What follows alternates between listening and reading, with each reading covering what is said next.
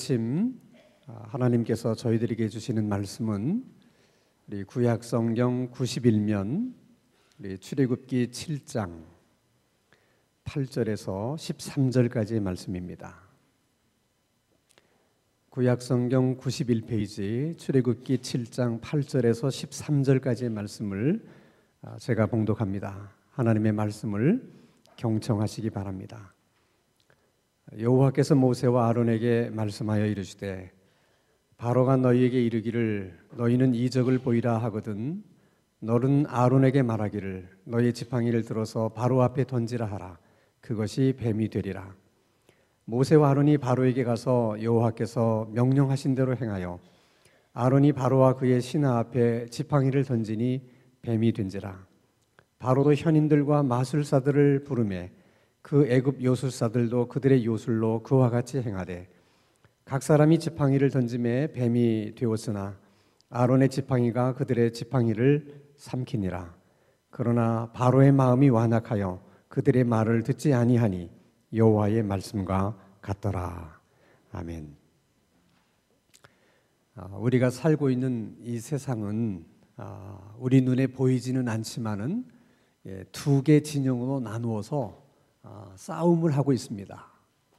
한 진영은 하나님이 다스리시고 통치하시는 하나님의 진영이 있고 또 다른 진영은 그 하나님의 진영에 대해서 끊임없이 거역하고 그리고 도전하는 악한 영의 진영이 있습니다.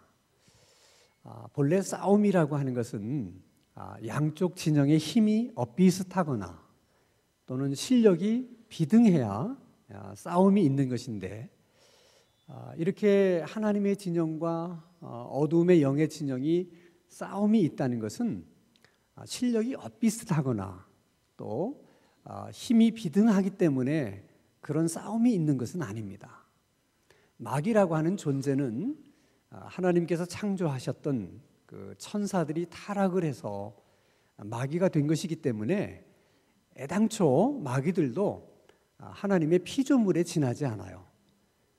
그래서 하나님의 진영과 마귀의 진영은 사실 싸울 만한 그런 대등한 위치에 있질 않습니다. 그럼에도 불구하고 싸움이 계속될 수 있는 것은 그 두 진영 사이에 인간이 끼어 있기 때문에 그래요.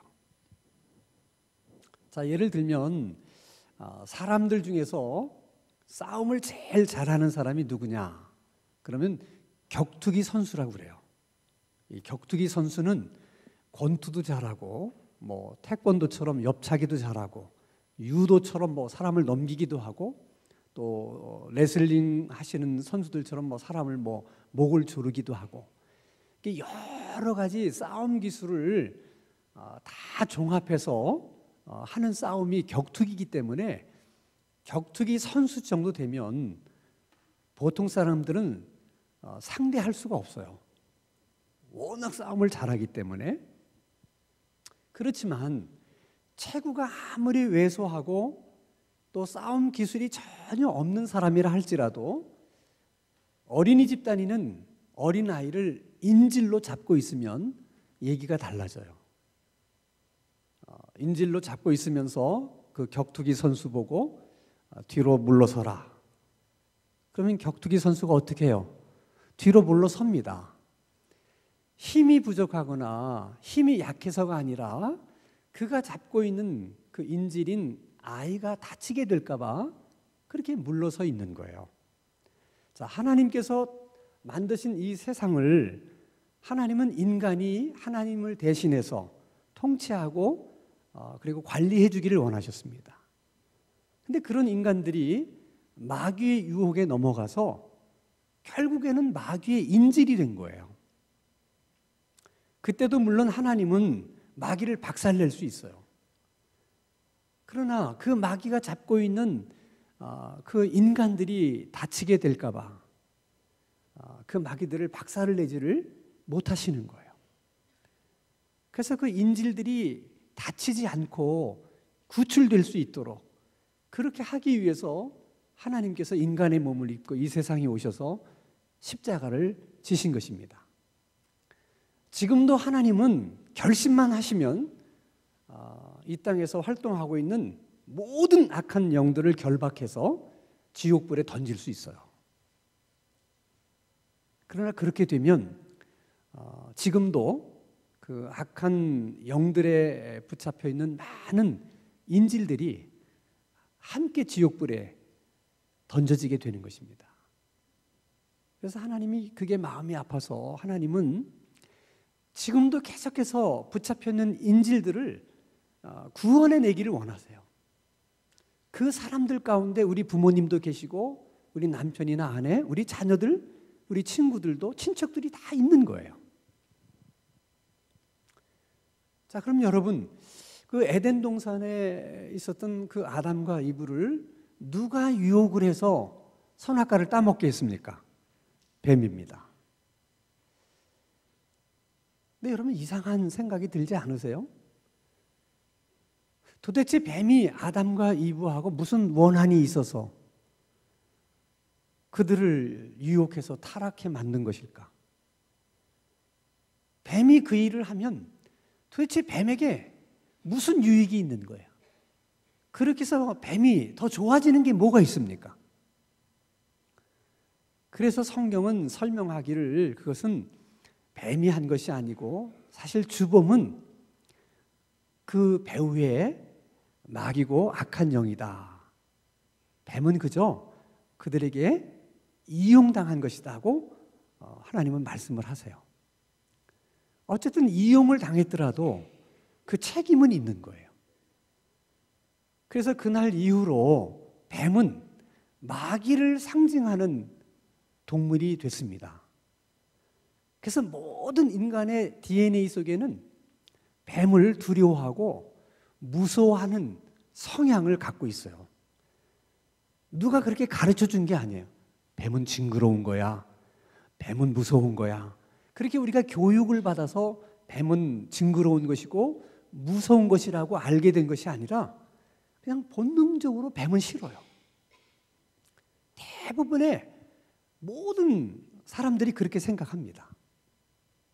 중요한 것은 애굽인들은 자기 나라를 지켜주는 수호신이 있다고 생각했는데 그들이 믿는 그 수호신의 형상이 공교롭게도 뱀이었어요. 특히 애굽 지방에서 많이 볼 수 있는 코브라라는 뱀이 그 나라를 지켜주는 수호신의 형상입니다. 그 수호신은 애굽이라는 나라를 지켜줄 뿐만 아니라 특별히 그 왕국을 지켜주고 왕권을 지켜주는 수호신하고 여겼기 때문에 특히 왕이 그 수호신을 다른 백성들에 비해서 더 열심히 섬깁니다. 그래서 바로 왕의 왕관이나 그가 앉는 의자나 또는 갖고 다니는 지휘봉이나 모든 곳에 이 코프라 머리상이 다 새겨져 있는 거예요. 그것은 마치 너희들이 왕권에 도전하면 코브라가 꽉 물어가지고 죽이는 것처럼 이 왕권을 수호하고 있는 수호신이 왕권을 도전하는 것들에게는 저주를 내려서 다 망하게 할 것이다. 그런 이미지를 왕관이라든지 지휘봉이라든지 의자에다 새겨 넣어서 그런 이미지를 계속 이렇게 풍기는 거예요.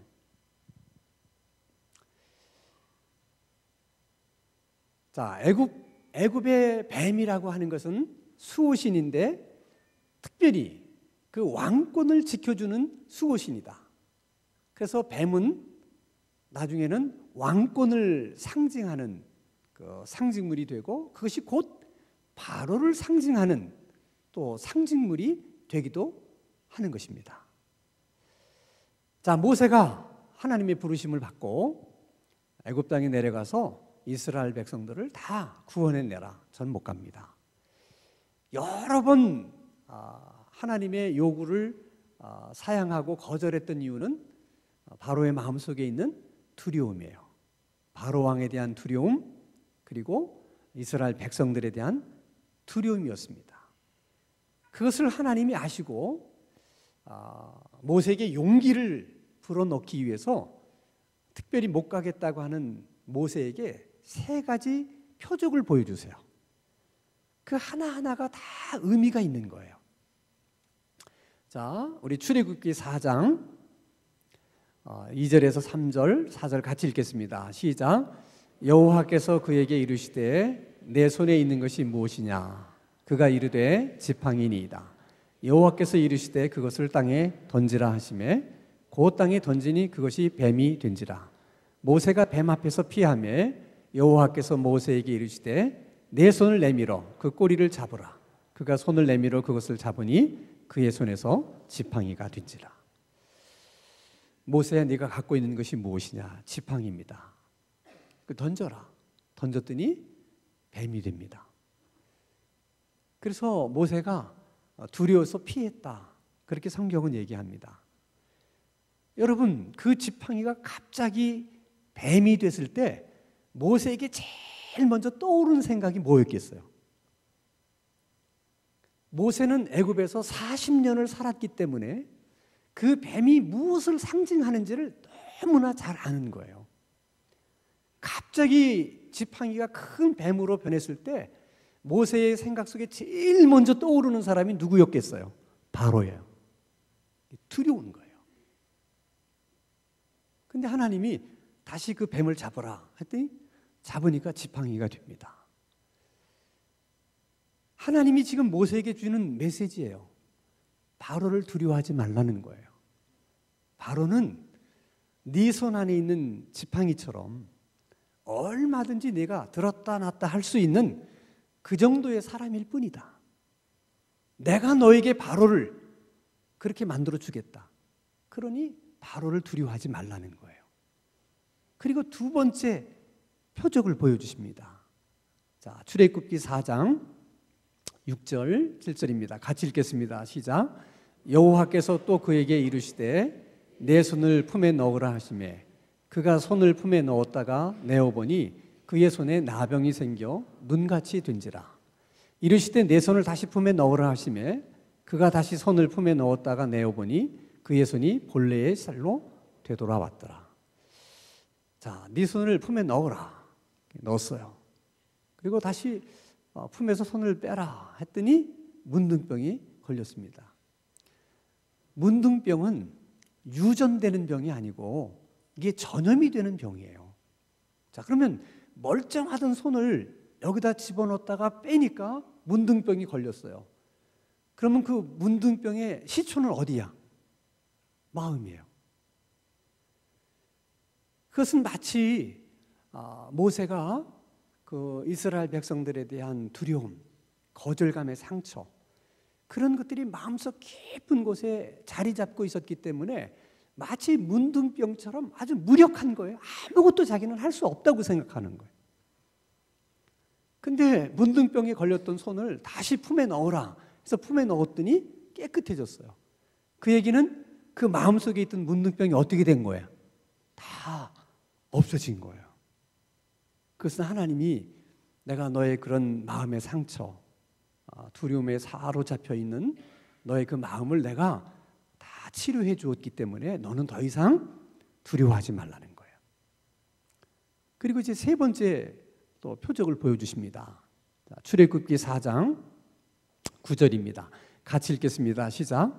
그들이 이 2 이적을 믿지 아니하며 내 말을 듣지 아니하거든 너는 나일 강물을 조금 떠다가 땅에 부으라. 네가 떠온 나일 강물이 땅에서 피가 되리라. 애굽 사람들에게 있어서 나일강은 생명의 젖줄 같은 거예요. 그것 때문에 먹고 사는 거거든요. 근데 그 물을 갖다가 땅에 부으니까 아무짝에도 쓸 수 없는, 마실 수 없는, 농사도 지을 수 없는 그런 물, 피로 바뀌는 것입니다. 하나님이 모세에게 얘기합니다. 애굽 사람들이 신주단지 모시듯 소중하게 생각하는 그 나일강도 네가 손을 한번 대면 아무짝에도 쓸모없는 그런 강을 만들어낼 수 있다는 거예요. 그러니 네가 왜 두려워하느냐? 너는 아무것도 두려워하지 말라. 그래서 모세가 바로에게 간 거예요. 바로 앞에 섰더니 바로가 이렇게 얘기합니다. 도대체 네가 보낸 하나님이 어떤 하나님이길래 네가 나한테 와서 이런 얘기를 하느냐? 너를 보낸 하나님이 어떤 하나님인지 좀 얘기해 보라는 거예요. 그러자 바로가 말로 설명하는 것이 아니라 행동으로 보여줍니다. 지팡이를 바로 앞에 탁 던지니까 지팡이가 뭘로 바뀌어요? 뱀으로 바뀝니다. 바로가 놀랬겠어요? 안 놀랬겠어요? 놀랍니다.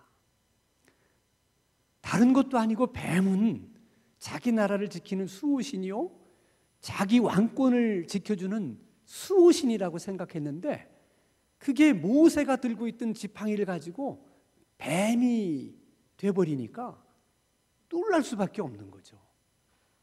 이것을 어떻게 받아들여야 됩니까? 그래서 바로가 마술사들을 부릅니다. 지금 모세가 나한테 트릭을 쓴 거냐? 응?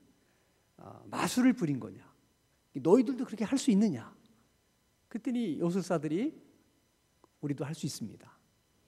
그리고 뭐 수리수리 마술이 막 했더니 그 마술사들이 들고 있는 지팡이도 뱀으로 바뀝니다. 아, 별거 아니구나.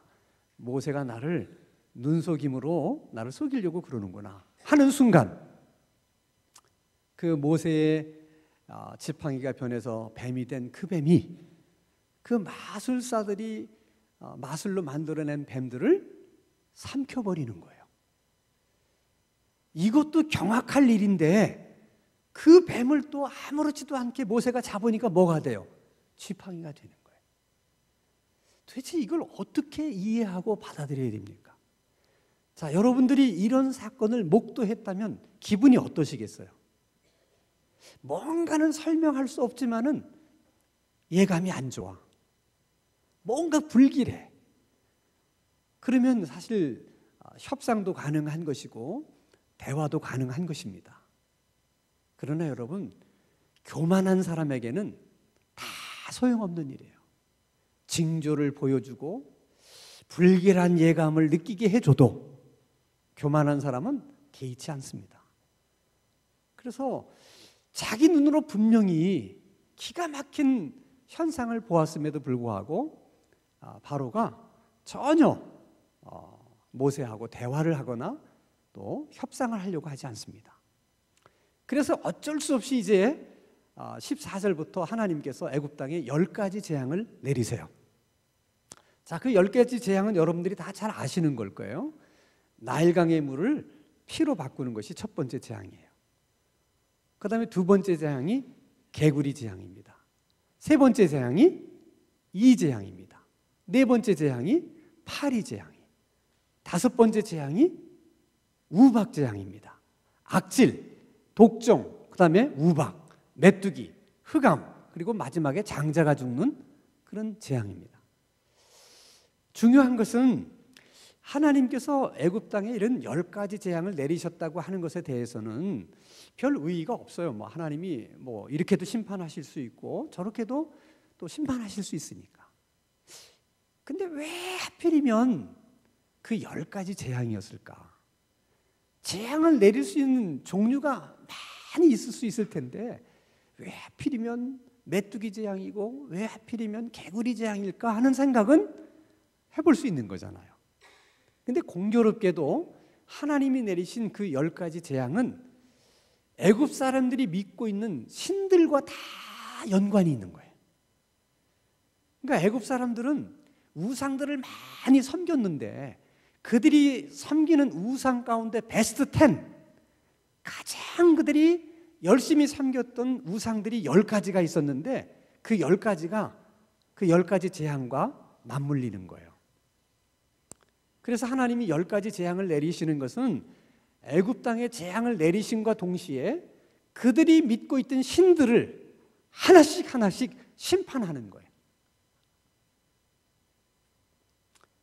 그래서 이 첫 번째 재앙을 한번 유념해 보실 필요가 있어요. 출애굽기 7장 20절입니다. 같이 한번 읽겠습니다. 시작. 모세와 아론이 여호와께서 명령하신 대로 행하여 바로와 그의 신하의 목전에서 지팡이를 들어 나일강을 치니 그 물이 다 피로 변하고. 여기서 우리가 주목해야 될 단어는 지팡이를 들어서 어떻게 했어요? 나일강을 쳤다 하는 거예요. 애굽 사람들은 생명의 젖줄과 같은 그 나일강을 지켜주는 수호신이 있다고 믿었어요. 그러면 여러분 이상하지 않아요? 우리나라 사람 가운데도 무슨 호수를 지키는 신이 있다고 믿는 사람도 있고 자기 동네에 있는 방죽을 지켜주는 신이 있다고 믿는 사람들도 있어요. 그러니 정말 자기들의 생명의 젖줄 같은 나일강을 지켜주는 수호신이 있다고 믿는 것은 전혀 이상하지 않아요. 그런데 모세가 지팡이를 들어서 나일강을 칩니다. 이것은 마치 그 나일강을 지키고 있는 수호신을 몽둥이로 내려 치는 거예요. 그랬더니 갑자기 그 깨끗했던 물이 마실 수 없는 물, 농사도 지을 수 없는 물로 바뀝니다. 이건 한마디로 애굽 사람들의 관점에서 보면 그 나일강을 지키던 그 신이 모세가 내리친 지팡이를 얻어맞고 어떻게 된 거예요? 죽은 거예요. 물이 죽은 거예요. 이건 여러분 경악할 일입니다. 그런데도 마음이 강팍한 바로가 놀라지를 않고 다시 마술사를 불러요. 이것도 매직이지. 너희들도 할 수 있겠느냐? 할 수 있습니다. 그리고 자기들이 또 수리수리 마술이 하더니 그들도 물을 피로 바꿉니다. 근데 여러분 한번 생각해 보세요. 마술사들은 모세를 보고 너만 그렇게 할 수 있는 게 아니다. 우리도 그렇게 할 수 있다. 그래서 그들도 물을 피로 바꿨습니다. 그러나 한 번쯤 생각해 보세요.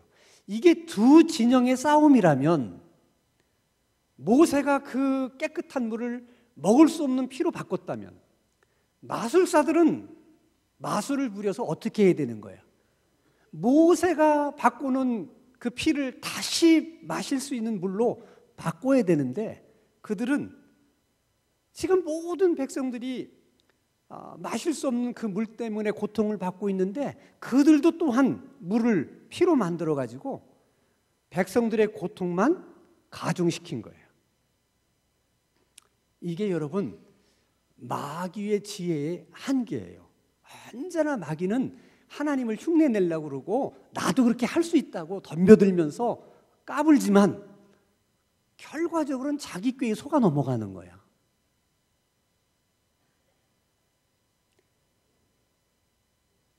적어도 그쯤 되면 바로가 알았다고 얘기할 만도 한데 바로가 또 마음이 강팍해서 모세의 청을 거절합니다. 그래서 할 수 없이 재앙이 계속 되는 거예요. 계속 돼요.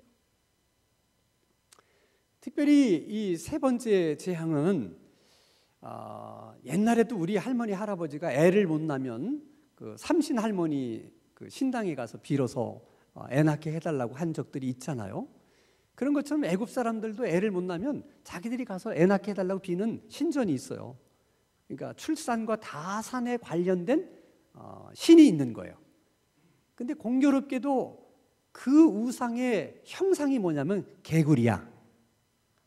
그러니까 개구리가 이 생식 능력이 뛰어나고 다산을 많이 하기 때문에 아마도 그런 생각으로 이 출산과 또 다산에 관련된 그런 신의 형상을 개구리로 만들었던 것 같아. 그러니까 애굽인들에게 개구리는 신성한 존재예요. 절대 우리처럼 잡아다가 뒷다리 구워먹는 적은 없습니다. 그런데 아니 애를 많이 낳게 해달라고 가서 늘 비는데 무슨 출산을 그렇게 많이 하게 해주는 것은 없고 뭐만 늘어나요? 개구리만 늘어나는데 나일강이 다 피로 변하니까 나일강에 살고 있던 개구리들이 다 뛰쳐나와요. 나오면서 무트로 가면 갈수록 개구리들이 증식하기 시작하는 거예요. 말 그대로 겁나게 증식을 해요. 완전히 땅을 덮어버린 거예요. 그러니 여러분 생각해봐요. 신발장에도 개구리, 밥그릇에도 개구리, 침대에도 개구리. 이게 보통 문제가 아니에요. 근데 마술사들이 자기들도 그렇게 할 수 있다고 자기들도 또 개구리를 만들어내요. 아니, 개구리 때문에 고통스럽다면 마술사들은 그 개구리를 물러가게 해준다든지 뭐 개구리를 죽게 만든다든지 이렇게 마술을 부려야지. 그러지 않아도 개구리 때문에 죽겠는데 또 개구리를 만들어내면 어쩌자는 거야. 근데 마술사들이 또 그렇게 해요. 그래서 하나님이 이번에는 다른 재앙을 내립니다. 이 세 번째 재앙은 애굽 땅은 사실 나일강이 있어서 이게 농사도 짓고 그 지역이 풍요로운 땅이지 대부분은 사막이에요. 그래서 우리나라 사람들도 지신이라는 게 있잖아요. 땅을 지키는 신. 그들에게도 그 자기들의 땅을 지키는 신이 있다고 생각했어요. 그런데 모세가 그 사막을 지팡이로 내리칩니다. 그때 그 사막의 작은 모래알들이 다 이로 바뀌는 거예요. 한번 생각해 보세요. 그 이가 가축뿐만 아니라 모든 사람에게 득실거리는 거예요. 그래서 마술사들도 자기들도 그런 마술을 행하려고 하다 보니까 안 돼.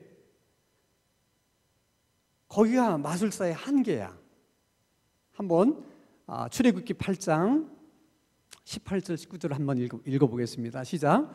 요술사들도 자기 요술로 그같이 행하여 이를 생기게 하려 하였으나 못하였고 이가 사람과 가축에게 생긴지라. 요술사가 바로에게 말하되 이는 하나님의 권능이다 하였으나 바로의 마음이 완악하게 되어 그들의 말을 듣지 아니하였으니 여호와의 말씀과 같더라. 자, 왜 마술사들은 이를 만들어내지 못했을까? 사실 여러분, 마술사에게 능력이 있는 것이 아니라 마술사들이 그런 일을 할 수 있다는 건 그 배후에 누가 그렇게 한 거예요? 악한 영들이 그렇게 한 거예요. 그러니까 그 악한 영들의 능력의 한계일 수도 있고, 가만히 앞에서 모세가 하는 대로 자기들도 따라서 해보니까 도움이 되는 게 아니라 더 백성들의 고통만 가중시키는 역할만을 했잖아요. 그러니 또다시 일을 만들어내면 뭐가 좋아지는 게 있겠습니까? 그러니까 그때서 마귀가 깨달은 거야. 따라서 해봐야 이건 뭐 좋을 게 하나도 없구나. 안 합니다. 그때서 마술사들이 바로에게 얘기를 해요. 이거는 매직이 아닙니다. 이건 마술이 아닙니다. 이것은 모세의 하나님의 권능으로 이루어지는 일이지 이건 마술이 아닙니다. 자, 마술사들이 그렇게 직언하면 그럼 바로가 생각을 한 번쯤 해봐야 되는 거 아니에요? 근데 또 마음이 완악해서 모세의 요청을 거절을 해요. 그러자 하나님이 네 번째 재앙을 준비하십니다. 이 네 번째 재앙은 그 애굽 사람들이 자신들의 운명을 행복하게도 만들어주고 불행하게도 만드는 운명을 관장하는 신이 있다고 믿고 그 신을 숭배했는데 공교롭게도 그 신의 형상이 파리 모양이었어요. 왜 그런 모양을 하게 됐는지는 사실은 몰라. 미스테리야. 근데 재밌는 사실은 신약 성경에 보면 예수님께서 귀신 들린 자들을 이렇게 귀신을 쫓아내니까 바리새인들이 뭐라고 비난하냐면 저 예수가 귀신의 왕인 바알세불을 힘입어서 저런 일을 한다. 그렇게 비난을 해요. 근데 이 바알세불이라고 하는 이 귀신의 왕은 사실은 블레셋 사람들이 섬기는 신이에요. 그래서 블레셋 사람들은 바알세불이라고 부르지 않고 바알세붑 이렇게 불러요. 근데 그 바알세붑이라고 하는 그 이름을 직역을 하면 귀신의 왕 또는 파리의 왕 이렇게 번역이 돼요. 그러니까 애굽인들이 알고 그랬는지 모르고 그랬는지는 모르지만 자신의 운명을 결정하는 신은 이 파리 모양의 신이다 이렇게 생각하고 거기다 이제 숭배를 했어요. 근데 결국 그것은 뭐예요? 그들이 누구를 숭배한 거예요? 귀신의 왕, 마귀를 숭배한 거예요. 그래서 하나님이 이 재앙부터는 애굽인과 그 다음에 이스라엘 백성들을 구별을 하십니다. 거기 굉장히 중요한 의미가 있는 거야. 출애굽기 8장 22절 같이 읽겠습니다. 시작. 그날에 나는 내 백성이 거주하는 고센 땅을 구별하여 그곳에는 파리가 없게 하리니 이로 말미암아 이 땅에서 내가 여호와인 줄을 내가 알게 될 것이니라. 왜 이 재앙부터 이렇게 하나님이 나누셨는가? 신앙적인 의미가 있는 거예요. 너희들은 귀신의 왕 파리 바알세붑을 섬기는 이들이지만 똑같은 땅에 살고 있기는 하지만 내 백성은 그 파리를 섬기는 사람들이 아니고 나 여호와 하나님을 섬기는 사람들이다. 그런 의미를 하나님이 주시는 거예요. 자, 어쨌든 지금까지는 재앙을 이스라엘 사람이든 애굽인이든 같이 다 겪었기 때문에 별로 마음에 불편함이 없었는데 파리 재앙부터는 이게 나누어지니까 생각이 달라지는 거예요. 이렇게 가다 보면 누구만 망하게 됐어? 이 애굽인들만 망하는 거야. 이스라엘은 멀쩡하고. 그때서야 바로의 마음이 움직입니다. 이러다가는 우리만 다 죽게 되겠구나. 그래서 모세를 불러서 타협안을 제시를 해요. 자, 그것이 출애굽기 8장 25절입니다. 같이 읽겠습니다. 시작. 바로가 모세와 아론을 불러 이르되 너희는 가서 이 땅에서 너희 하나님께 제사를 드리라. 너희들의 요청이 결국 하나님께 제사를 드리기 위해서 뭐 광야에 며칠 나가겠다고 그러는 거 아니냐? 하나님께 예배를 드리는 건 좋다. 제사를 드리는 건 좋다. 근데 굳이 광야까지 가서 할 건 뭐 있냐? 그냥 너희들이 살고 있는 이 땅에서 그냥 제사를 드려라. 이것이 바로의 타협안이에요. 그랬더니 모세가 그건 안 됩니다. 그 안 되는 이유를 설명해요. 자, 출애굽기 8장 26절과 27절 시작. 모세가 이르되 그리함은 부당하니이다. 우리가 우리 하나님 여호와께 제사를 드리는 것은 애굽 사람이 싫어하는 바인즉 우리가 만일 애굽 사람의 목전에서 제사를 드리면 그들이 그것을 미워하여 우리를 돌로 치지 아니하리이까. 우리가 4일쯤 광야로 들어가서 우리 하나님 여호와께 제사를 드리되 우리에게 명령하시는 대로 하려 하나이다. 애굽 사람들은 가축을 신성시 여기기 때문에 우리가 그 가축을 제물로 잡아서 하나님 앞에 제사를 드리면 애굽인들이 가만히 있겠습니까? 그래서 안 됩니다. 이들이 있는 데선. 그래서 이들이 없는 광야로 나가서 제사를 드려야 됩니다. 바로가 얘기를 들어보니까 뭐 틀린 말이 아니잖아요. 그래서 두 번째 타협안을 제시합니다. 자, 우리 출애굽기 8장 28절 같이 읽겠습니다. 시작. 바로가 이르되 내가 너희를 보내리니 너희가 너희 하나님 여호와께 광야에서 제사를 드릴 것이나 너무 멀리 가지는 말라. 그런즉 너희는 나를 위하여 간구하라. 두 번째 타협안은 광야로 나가서 제사를 하는 건 좋은데 어떻게 하지 말라고? 멀리는 가지 말라는 거예요. 여러분, 이 마귀의 진영에서 끝까지 그 하나님의 진영에 대해서 도전하고 때로는 뭐 싸움도 걸어보고 하지만 해보니까 돼요, 안 돼요? 안 돼요. 그래서 자기들이 안 된다는 걸 알아요. 그렇지만 우리가 생각하는 것처럼 안 되니까 빨리 포기하자, 안 되니까 빨리 하나님께 항복하자, 그러지 않는다는 거예요. 마귀는 절대로 자기가 잡은 인지를 우리가 생각하는 것처럼 그렇게 쉽게 내어주지 않는다는 거예요. 끝까지 붙들고 있으려고 그래요. 그리고 어쩔 수 없으면 타협안을 냅니다. 자, 제사를 드리는 건 좋은데 광야로 나가서 하지 말고 여기서 해라. 안 된다고 그러니까 그러면 광야로 나가는 건 좋은데 멀리는 가지 말라. 여러분, 두 진영의 싸움은 지금도 계속되고 있는 거예요. 그 전략은 지금도 바뀌지 않았어요. 여러분, 예수 믿는 게 쉬워요? 정말 어렵게 예수 믿을 마음을 가진 사람에게 뭐라고 얘기하자면, 야, 뭐 굳이 교회를 나가려고 그러냐? 아니, 하나님이 교회당에만 계시냐? 다 세상에 어디나 다 하나님이 계시니까 굳이 교회를 다니려고 생각하지 말고 그냥 집에서 예배 드려. 응? 그래도 아무 상관이 없어. 그래서 정말 지금도 여러분 교회 안 나오고 집에서 예배 드리는 사람이 많아요.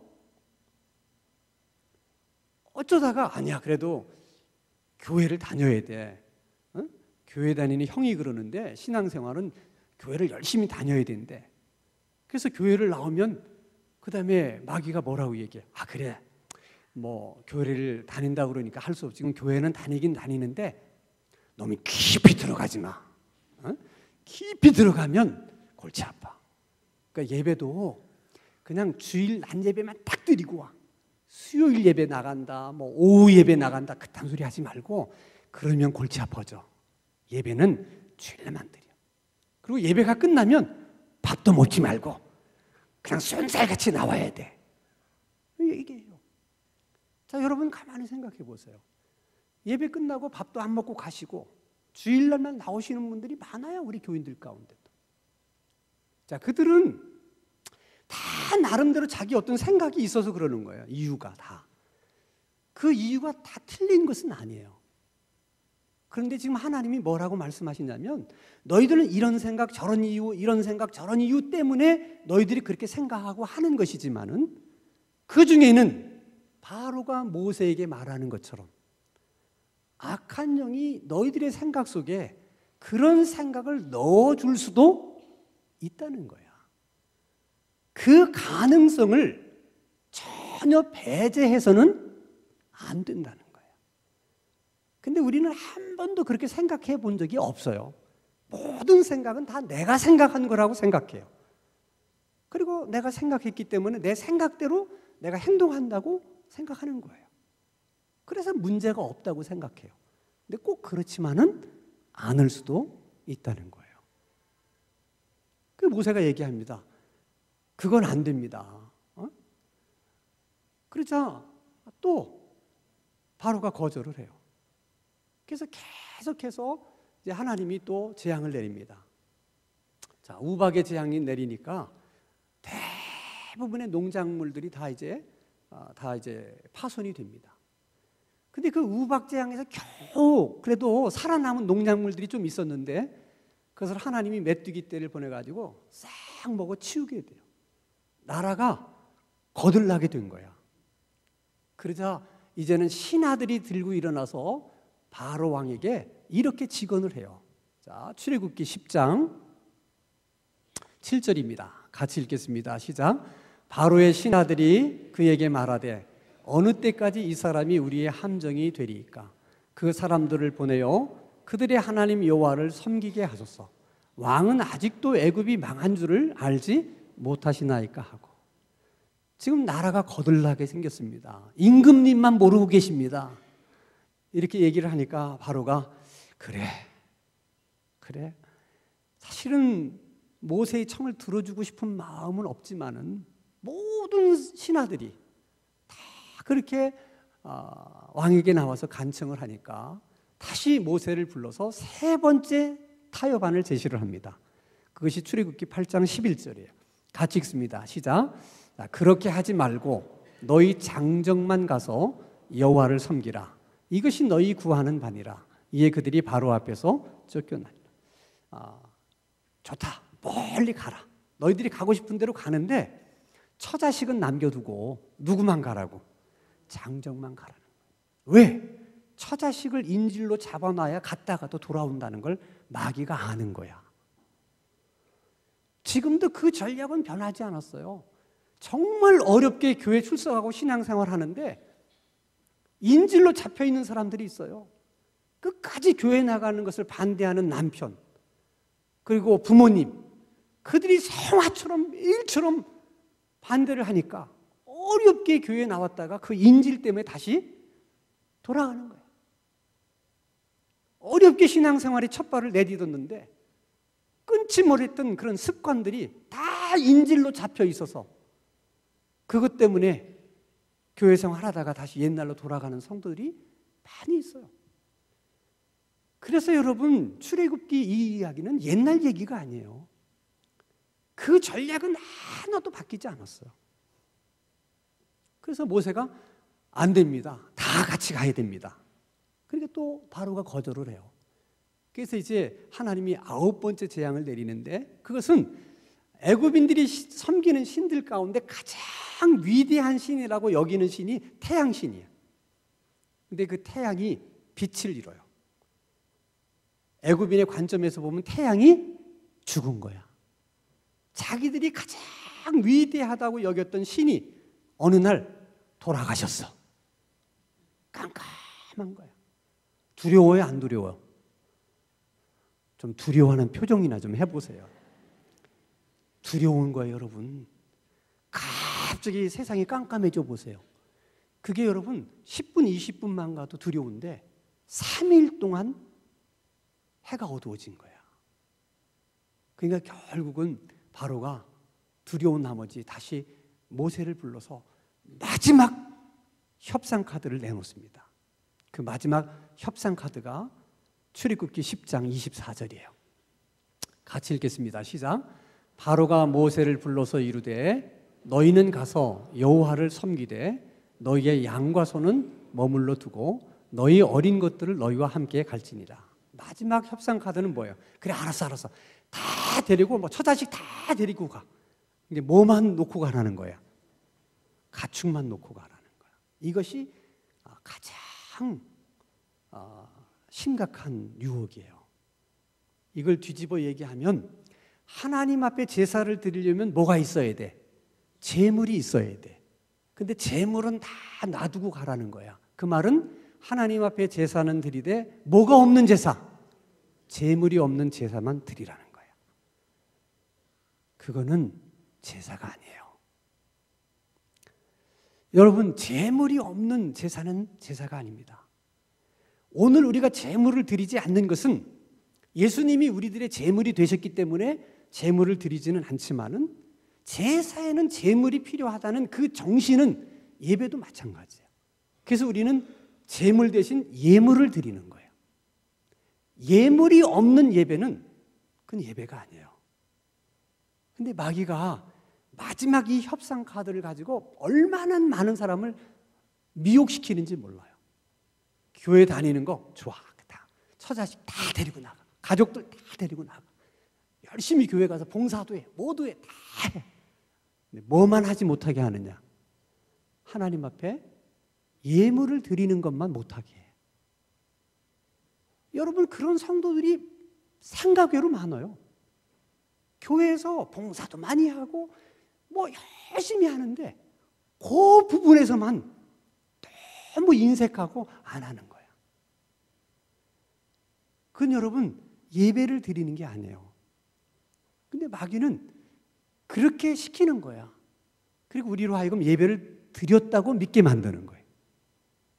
그래서 우리들은 예배라는 이름을 많이 붙여. 구역 예배, 무슨 뭐 장례 예배. 그러나 하나님 앞에 예물이 드려지지 않는 것은 예배라고 이름을 붙일 수가 없어요. 그러니까 수요 기도회가 맞아. 근데 우리들은 항상 찬송 몇 장 부르고 또 기도하는 사람 기도하고 또 목사님이 설교만 하면 다 예배라고 생각해. 아니에요. 그냥 예배 형식만 갖춘 것이지 공적인 예배는 하나님 앞에 예물이 드려지는 예배만 공적인 예배야. 그래서 여러분들이 예배 훈련을 하는데 제일 중요한 것은 매일 주일마다 여러분의 형편에 맞게끔 예물을 드리는 이 훈련을 하셔야 돼. 이게 예배 훈련에서 가장 중요한 거예요. 근데 이런 부분들을 설교한다는 게 얼마나 어려운지 몰라. 그래서 저도 이런 설교를 하려고 그러면 일단 마음이 두려워. 모세처럼. 왜? 혹시 사람들이 이런 것 때문에 시험 들고 또 잘못 생각하면 어떡하나. 사실 두려워요, 저도. 이런 설교하면 어떤 분들이 이래. 아유, 그런 목사님 돈 없는 사람은 하나님도 못 믿겠네요. 그렇게 생각하는 것이 그게 마귀의 유혹이라니까요, 여러분. 언제 하나님이 그렇게 말씀하세요? 그렇지 않아요. 정말 여러분들이 그런 사람이 있으면 이런 설교를 듣고 어떻게 생각해야 돼? 아, 하나님, 저는 그동안 몰랐어요. 근데 오늘 목사님이 설교를 듣고 보니까 하나님 앞에 참되온 예배를 드리려면 예물을 드려야 된다고 하는데 저는 너무 생활이 어려워서 제가 하나님께 드릴 예물이 없어요. 근데 저는 하나님 앞에 예배를 드리고 싶어요. 그러니 하나님 저에게 예물을 주세요. 그렇게 기도하면 하나님이 주시겠어요? 안 주시겠어? 반드시 주십니다. 안 주시면 절 찾아오세요. 왜냐하면 하나님이 예배를 받기를 원하시기 때문에 그러시는 거야. 그리고 하나님의 입장에서는 다 하나님이 주신 것 중에 드리라는 거예요. 하나님은 안 주신 것을 달라고 하시는 법이 없으세요. 그래서 하나님이 많이 준 자는 많이 드리고 적게 받은 자는 적게 드리라는 거예요. 다 하나님이 주신 것대로 하라는 거예요. 그래서 제물도 여러 종류가 있어요. 소를 드리는 제사도 있고 양을 드리는 제사도 있고 비둘기를 드리는 제사도 있고 다 형편대로 하나님이 주신 대로 하라는 거야. 그런데 우리가 드리지 못한다는 것은, 드릴 마음이 없다는 것은 역으로 말하면 나는 하나님께 받은 게 없습니다. 하나님 언제 나에게 주셨습니까? 그렇게 하나님께 말하는 거하고 똑같다는 거예요. 그러면 그런 자가 찬송을 부르면 그게 찬송이 되겠어요? 그런 자가 기도를 드리면 그게 기도가 되겠어요? 그래서 예배가 안 되는 거예요. 또 하나 많은 사람들이 이런 악한 영의 그 유혹 때문에 오해하는 것 중에 하나가 뭐냐면 하나님 앞에 우리가 무엇을 드리는 것은 하나님께로부터 내가 받은 것 중에서 드리는 거예요. 그러니까 내가 가지고 있는 것 가운데 내가 얼마를 드렸느냐, 그게 중요한 거예요. 근데 우리는 그렇게 생각하지 않고 항상 내가 뭘 드리면서 다른 사람은 얼마나 드리나, 그거 보고 나는 많이 드렸다, 이렇게 생각한다는 거예요. 그것은 여러분 하나님이 말씀하시는 헌금의 정신이 아니세요. 그래서 예수님이 생전에 성전에 앉으셔서 많은 사람들이 헌금하는 걸 지켜보다가 과부가 엿전 2닙을 헌금하는 것을 보면서 이렇게 말씀하십니다. 오늘 이 여자가 헌금 제일 많이 했다. 그게 여러분 헌금의 정신이세요. 그런 걸로 시험 들 게 없다는 거예요. 여러분, 두 진영의 싸움은 오늘도 계속되고 있어요. 절대로 바로가 모세를 이길 수 없었던 것처럼 세상이 우리를 이기지 못하고 교회를 이기지 못합니다. 그들도 알아요. 그러나 그들은 쉽게 우리를 내놓지 않습니다. 할 수만 있으면 하나님과 더 가까워지려고 하는 사람을 끌어서 옛날로 돌아오게 만들고 실족하게 만들고 계속 그렇게 만들어요.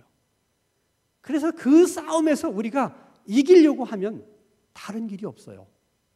예수님이 뭐라고 말씀하셨습니까? 시험에 들지 않게 깨어 있어 기도하라. 그 싸움에서 이길 수 있는 길은 기도밖에 없는 거예요. 기도하는 사람만 이길 수 있고 기도하는 교회만 이길 수 있습니다. 아무리 바로가 위협을 하고 협박을 해도 모세를 이길 수 없는 것처럼 아무리 이 세상 권력이 교회를 위협하고 협박해도 교회를 이길 수 없습니다. 아무리 어두운 영들이 힘쓴다 하더라도 구원받은 성도들을 이길 수 없습니다.